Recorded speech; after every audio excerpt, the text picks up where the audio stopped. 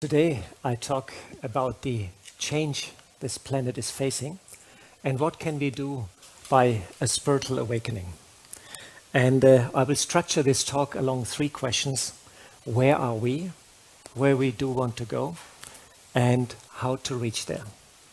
So in the first slide I will be very brief. This is about the sensitive tipping points we have in our climate. On top you can see the jet streams. These are westerly high-speed winds. They're very fast and they're interacting with our climate, and they have started to change their behavior and their pattern. In red we can see the cyclic systems, and we can see that the circulation patterns, especially El Nino and the Atlantic circulation, have begun to change. They are already disturbing the Indian monsoon and also the African monsoon, and of course also our harvest. In blue we have the ice sheets. They began to melt, and permafrost is thawing, and the Arctic is one of our most powerful climate regulators. In green we have the biosphere, and you can see that the reefs are disappearing and also our forests are on fire. In December 2018, at the opening of the climate conference, Sir David Attenborough said that the end and the collapse of our natural world is at the horizon. This is a very grim outlook, and we are facing an accelerating climate change, and some scientists, they say, we may be too late to repair it. This crisis is an existential one. And we face our mortality, our own mortality, but we face also the mortality as human race. And this is a big challenge for us, but challenges also bring always the opportunity to rise and to change and do better. So, the climate outlook is pretty grim, and it's a tough outlook, and we have to change the concept and the outlook and the narrative, because in positivity there's a lot of power, and it's much more healthier too. So I like to come to the second question, where we would like to go. And I like you all to dream a little bit and think for a moment how a world actually looks like, how a world you are dreaming. What are the attributes in such a world, and what are you actually doing there? Just let's take a moment and think about how such a world would look like.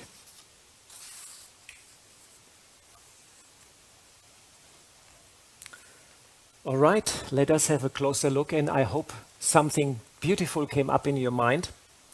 We all like a good climate, a just world, a peaceful world, and a beautiful world. I'm sure you all agree on that. And we all would like to live in harmony with nature.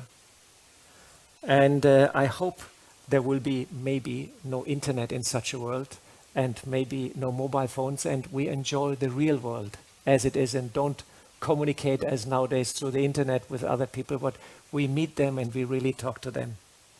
That would be really great, such a world. Actually, this idea of an utopia, of a better world, is not really new. 35 years ago I came first to India, and I was introduced to the concept of the cycle of time. It's a very ancient concept, and we are actually originating from a Satyuga, a golden age, and we are descending slowly into a Kali Yuga, which is an imperfect world. And in this situation we can see that in the Greek mythology this is reflected in the idea of the golden, the silver, and the copper and the iron age. In Christianity we can see that in the idea of hell and paradise. So this is a very, very powerful old idea.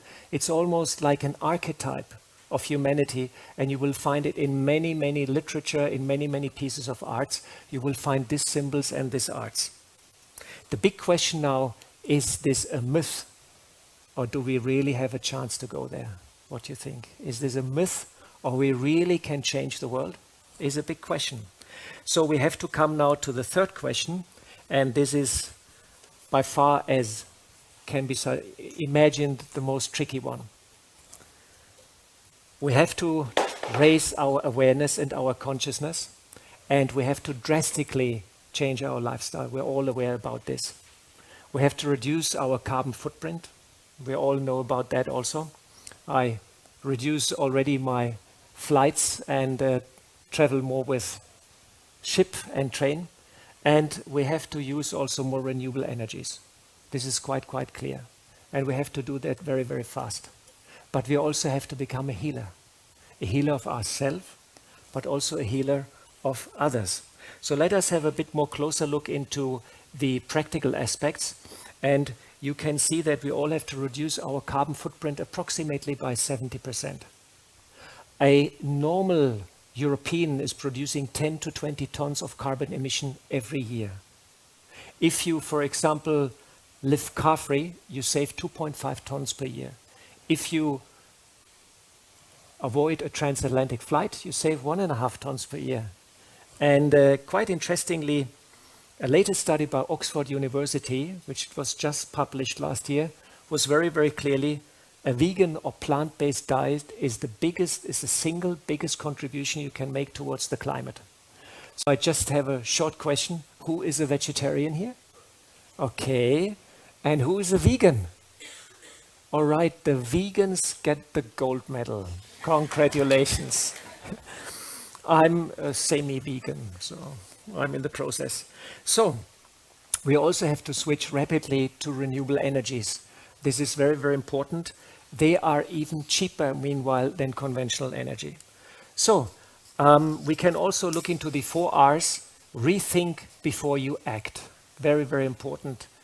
Reduce your consumption, recycle as much as possible, and refuse. Refuse to follow all fashion trends. Very, very simple, the 4 R's. They will help you to make better decisions. I advise since 25 years a spiritual organization in India. And here you can see a picture of a large solar cooker which produces low pressure steam, and we cook 30,000 meals per day. This works perfect since 20 years and is a very, very fine example of the technology we actually have to use. Here you can see a 50 kilowatt photovoltaic system, and we have 5,000 meditation centers in India, and 400 of them run on photovoltaic battery systems. Many are using hot water systems, and we are also promoting solar lanterns and solar cooking boxes. Very, very valuable in India because we have a lot of power cuts and a lot of problems there. In 2018, we designed a 1 megawatt solar thermal power station with financial help from the German and the Indian government. And the speciality of this project is that we're featuring thermal storage. And you might know that thermal storage is very, very important to bring this transition to clean technology because we have to store the energy overnight. This is very, very important. And that's why we got this funding. And you can see on the right side, we added 1 megawatt of photovoltaic. And this project is running very, very nice. Now also a word to a leadership. This is my boss. Her name is Dadi Janki. She's 103 years old. And she is a beacon of inspiration, still traveling, still giving lectures. And she is really my daddy, my senior sister. And she's my grandmother who looks after me. Very, very nice relation I have with her. I know her since almost 36 years. And quite interestingly, these daddies have wholeheartedly supported the use of renewable energies right from the beginning. They always said, go ahead, go ahead, go ahead. And my experience tells me if we would have more women in leading positions, we probably would have less problems in this world. And I hope you all agree with that. Here in Sweden, you have Greta Thunberg. She's a hero. She's also very courageous. So now the big question is, and brings us to the last point, how we can heal ourselves and how we can heal the world. And here we deal with psychology. Actually, what happened is, as youngsters, we create our habits and we follow these habits throughout our adult life. And these habits are stored in our subconscious, and it's very, very tricky actually to change. There's a bad news: when you reach the age of 25, your neuronal plasticity of your brain is decreasing and the ability to think outside of the box is diminishing. This is why it is so difficult to change. This is why so many people talk about change, but so few are really able to change, because we deal with our subconscious. Luckily, there is an ancient and proven method which has withstood the test of time. This is yoga or meditation. Yoga or meditation comes from the Sanskrit word and means connection or union with the divine for self-enlightenment. Science, meanwhile, agrees that there's a lot of benefit in meditation for the self, but also for the society. It improves health, boosts my thinking, my thought capacity, increases my social capacity, and so on. A lot of benefits when you meditate. But there's even more to that.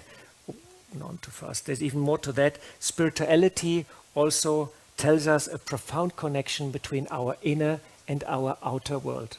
What I think on the inside is reflected to the outside. And if we look in the world of quantum physics, it gets even more interesting.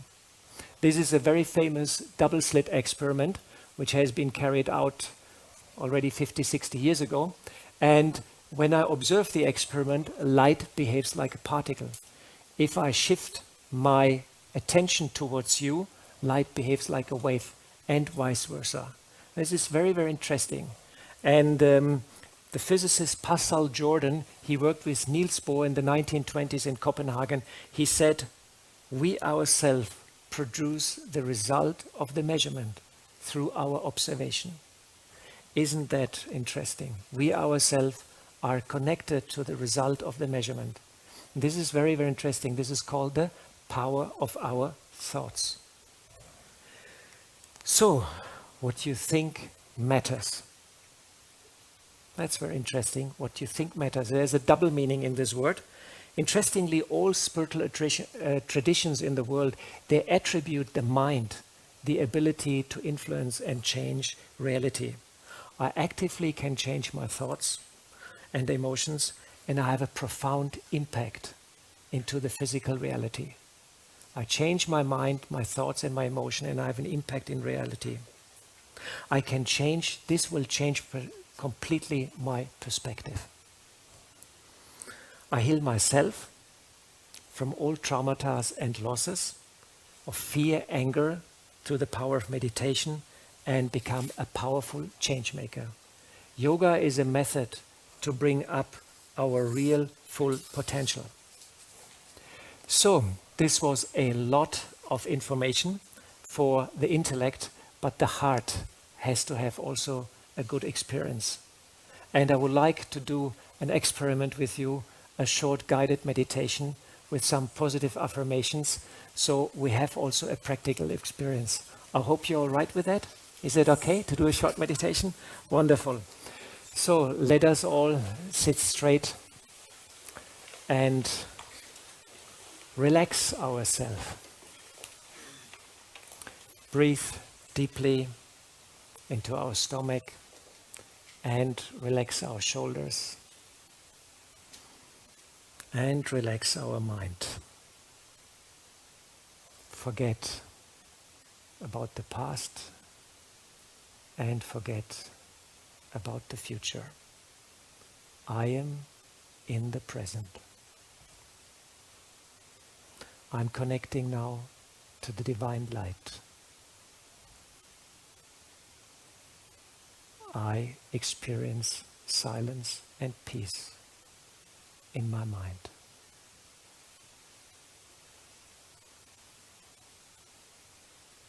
I now change my focus towards my friends and my relatives, and I send them my love and my peace.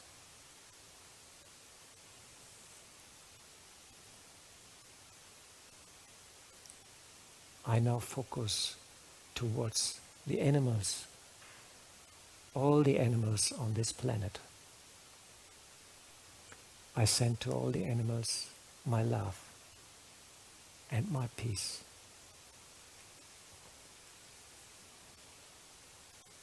I now focus towards the earth, our planet, towards the sky, the ocean,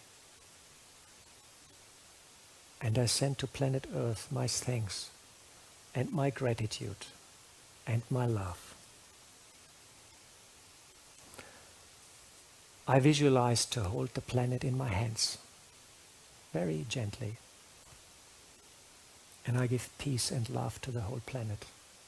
And slowly I change the planet into a world of happiness, justice, peace, and beauty. I hold this picture in my mind. I make it very firm. This is the world I would like to go. And this is the world as it would like to see it. I slowly come back into this room and open my eyes. So, thank you very much for joining in this meditation. I hope you all felt a bit the change in atmosphere we created. I heal myself, I heal my heart, and I heal the world. We are all aware that we are in an urgent situation of climate change. The challenge is our chance to raise and do better. Yoga and meditation is a powerful tool to change myself, raise my awareness, and become aware that I'm a change maker and can bring change. I have the power to influence this world. I have to change myself. Let me close with a deep spiritual insight. When I change myself, I will change the world. Thank you very much.